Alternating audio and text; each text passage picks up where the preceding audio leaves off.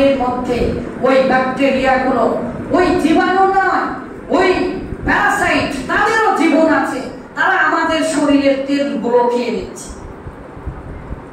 আপনি যে ময়লা দেখেন, সেই ময়লা আমরা প্রতিদিন না হলেও শুধু নিঃশ্বাসের মাধ্যমে কয়েক লক্ষ জীবাণুকে মেরে ফেলি আমাদের এই যে গরম নিঃশ্বাসের মাধ্যমে।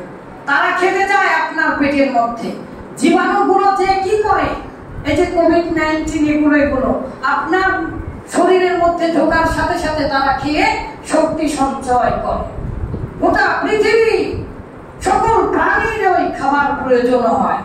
আল্লাহ তাআলা সবাইকে খাওয়ান, কিন্তু আপনার খাওয়াতে এত বাধা কেন?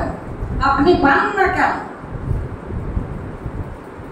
আল্লাহর উপরে পুরোপুরি ভরসা নেই, আপনার সন্তুষ্টি নেই। আপনি যা পেয়েছেন তার চাইতে আপনি আরো পেতে চান। বেশি পেতে চাওয়া দোষের নয়, কিন্তু পেতে যে মানে পাওয়ার জন্য যে পন্থাগুলো অবলম্বন করেন হয়তোবা সেটা অসম্ভব। সম্মানিত দিনী ভাই, আসুন মহান আল্লাহ তাআলা কিভাবে বললেন। এই যে এত কোরআন হাদিস বলছি, এত খাবারের ব্যবস্থা করেছেন, তাহলে কি আমরা চেষ্টা করব না? তিমি মাছকে এত খাওয়াচ্ছে গোটা পৃথিবীর একজন। আর সবচেয়ে আশ্চর্য বিষয় লাগে ইকোসিস্টেমের, যে একজন আরেকজনকে খেয়ে বেঁচে থাকে। পৃথিবীর সবাই সব জীবনকে খেয়ে বেঁচে থাকে। একজন জীবন তখনই বেঁচে থাকা সম্ভব যখন আরেকটা জীবন খাবে। এই যে ডক্টর জাকির নায়েকের বক্তৃতাগুলো শোনেন না, গাছপালা যারা খায়, ভেজিটেরিয়ান, তারা এগুলো মাছ মাংস খায় না, তাদের নাকি জীবন আছে। তো আমাদের বাঙালি একজন বিজ্ঞানী জগদীশ চন্দ্র বসু প্রমাণ করেছে গাছেরও জীবন আছে। বিজ্ঞানী নিউটন বিশ্বাস করতেন না গাছের জীবন আছে। যে আপেল থেকে বিজ্ঞানী নিউটন এত বড় বিজ্ঞানী হয়েছে, আপেল পড়া থেকে বিজ্ঞানী নিউটন মহাকর্ষ আবিষ্কার, মাধ্যাকর্ষণ শক্তি আবিষ্কার করেছে না বিজ্ঞানী নিউটন। সেই গাছের যে জীবন আছে নিউটন সেটা বিশ্বাস করত না। আমাদের বাঙালি বিজ্ঞানী প্রমাণ করে দেখিয়েছে। তাহলে ঘাস পাতা যাই খান তাদেরও জীবন আছে। সম্মানিত দিনী ভাই, আবার ওই গাছপালাদেরও খেতে হয়। ওই যে ডাবের গাছ, ওখানে গতকালকের আগের দিন জিজ্ঞাসা করলাম কোন একটা কারণে যে ডাবের মধ্যে পানি কিভাবে আসে। আসলে ডাবের মধ্যে পানি অযথা যায় না, ওই গাছকে সালোক সংশ্লেষণের মাধ্যমে খেতে হয়। ফটোসিনথেসিস, গাছের শিকড় থেকে, মাটি থেকে সে খাবার গ্রহণ করে। মহান আল্লাহ তাআলা এমন ভাবে সৃষ্টি করেছে, গাছ যদি দাঁড়িয়ে থেকে খেতে পায়, ডিমের মাছ যদি শুধু হা করে থাকার কারণে লক্ষ লক্ষ টন যদি চলে যায় তার মুখের ভিতরে খাবার, আপনার সামান্য পেট ভরে না কেন? যথাযথ ভরসা আপনার নেই। মহান আল্লাহ তাআলা রাসূল সাল্লাল্লাহু আলাইহি ওয়াসাল্লাম তাই বললেন, তাকুদু সকাল বেলা বের হয়, হিমাসা খালি পেটে যখন বের হয়, ওয়া রূহু বিতানা সে পেট ভরে চলে আসে।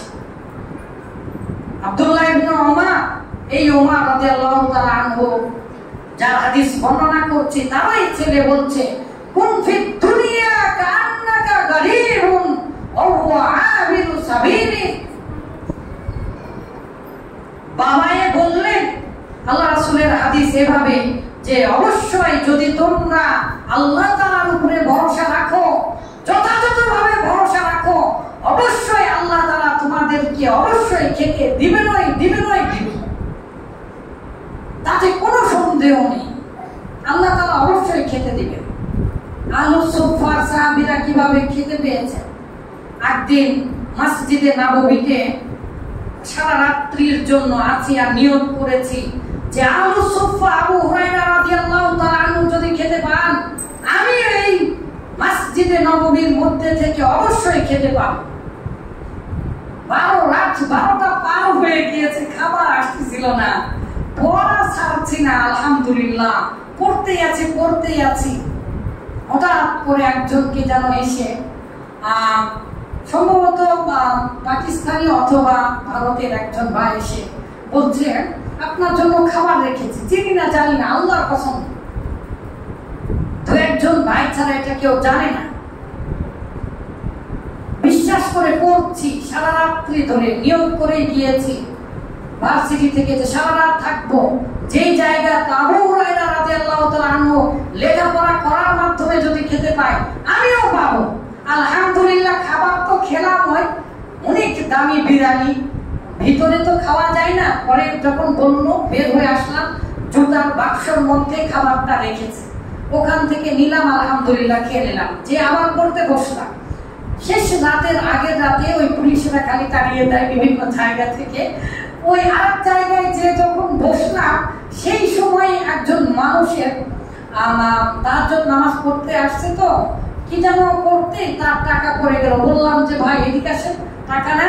তখন সে আবার এত খুশি হয়েছে, ওই টাকা নেবেই না, বলছে এটা হাদিয়া। তাহলে দেখেন, খাবারও পেলাম, টাকাও পেলাম, আলহামদুলিল্লাহ আলহামদুলিল্লাহ। সম্মানিত দিনী ভাই, আল্লাহ তাআলা আপনাকে অবশ্যই খাবারের ব্যবস্থা করে দিবেন, শুধু আপনার চেষ্টা করতে হবে আর আল্লাহর উপরে বিশ্বাস রাখতে হবে। আনাস রাদিয়াল্লাহু তাআলা, ওই হাদিসটার অনুবাদ তো করলাম না, তাহলে ওমর রাদিয়াল্লাহু তাআলা আনহু এই হাদিস বর্ণনা করলেন। আর তার ছেলে আবার বলছেন, কুন ফিদ দুনিয়া, তুমি দুনিয়াতে হও গরীবুন, গরীব। কুন ফিদ দুনিয়া, তুমি দুনিয়াতে গরীব হও, কান্নাকা গরীবুন। কুন ফিদ দুনিয়া, তুমি দুনিয়াতে মুসাফির হও, আবিরান, রাস্তা বরবারকারী, রাস্তা পার হয়, রাস্তা সফরকারী হও, কান্নাকা গরীবুন, যেন তুমি একজন গরীব। পৃথিবীতে এমন ভাবে চলতে ফিরতে হবে যাতে আপনার হাতে কিছু না থাকে, গরীব নিঃস্ব। রাসূলুল্লাহ সাল্লাল্লাহু আলাইহি ওয়াসাল্লামের একদিন কাহিনী, একজন সাহাবী বললেন, ইয়া রাসূলুল্লাহ, হে আল্লাহর রাসূল, আলিকুহা ওয়া তাওয়াক্কালু আও উতলিকুহা ওয়া আতাওয়াক্কালু। হে রাসূলুল্লাহ সাল্লাল্লাহু আলাইহি ওয়াসাল্লাম, এই যে আমি উট যে বাঁধছি, উট খুতবার শুরুতে বলেছিলাম, সকল বিষয়ে তো আল্লাহর উপরে ভরসা করতেই হবে। এমনকি গরু, ছাগল, দুম্বা, উট যে চড়াবেন, খুঁটা যে পুঁতবেন অথবা বেঁধে রাখবেন, সেই সময়েও আপনাকে ভরসা করতে হবে আল্লাহর উপরে। তো একজন সাহাবী বললেন, ইয়া রাসূলুল্লাহ, আমি যে এই উট বাঁধছি, এটাকে আমি বেঁধে আল্লাহর উপরে ভরসা করব, নাকি আমি এই উটটাকে ছেড়ে দিয়ে আল্লাহর উপরে ভরসা করব? এই কথা ওই সাহাবী বললেন। রাসূলুল্লাহ সাল্লাল্লাহু আলাইহি ওয়াসাল্লাম বললেন, আলিকহা, তাকে আগে বেঁধে রাখো, ওয়া তাওয়াক্কাল, তারপরে তুমি ভরসা করো। ছেড়ে দিয়ে করলে হবে না, আপনার সাধ্যমতো প্রচেষ্টা আপনাকে চালিয়ে যেতে হবে রিজিকের জন্য। আর যদি না করেন তাহলে হবে না। কারণ কি, এত রিজিক থাকার পরেও কেন সংকীর্ণ করে দিয়েছে। এখন তো মাংস বানানো যায়, কৃত্রিম উপায়ে সবকিছু বানানো যায়, তারপরেও কেন দিয়েছে আপনার রিজিক বা আমাদের সবকিছু জিনিসের দাম এত বাড়ছে কেন?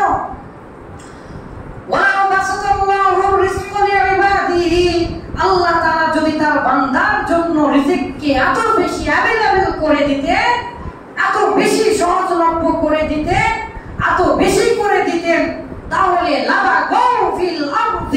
তাহলে এই জমিনে তারা আরো বেশি ফাসাদ, ঝগড়া, বিবাদ শুরু করে দিত।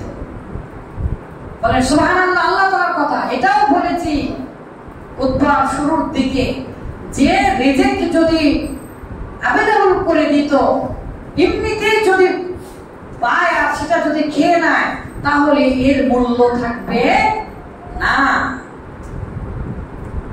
মুসা আলাইহিস সালামের কাহিনীটা আপনারা জানেন না? মান্না ওয়া সালওয়া আসতো প্রতিদিন, তারপরেও ভালো লাগতো না, আসমান থেকে আসতো। তার কুল্লা বিতু মিনহা, কি আছে, এই বিতু মিসরাম, তোমরা জমিনে যাও, চাষাবাদ করে খাও। তো ওটাই চাচ্ছিল তারা, যে ও বাসলিহা ও আদাসিহা, আমাদেরকে রসুন দান, আদা দান, পেঁয়াজ দান, এগুলো আমরা খেতে চাই, কষ্ট করে খেতে হবে। এমনি এমনি যদি পাওয়া যায় তাহলে এই পৃথিবীতে আরো বেশি ফাসাদ সৃষ্টি হবে। আপনার কাছে যদি অনেক পর্যাপ্ত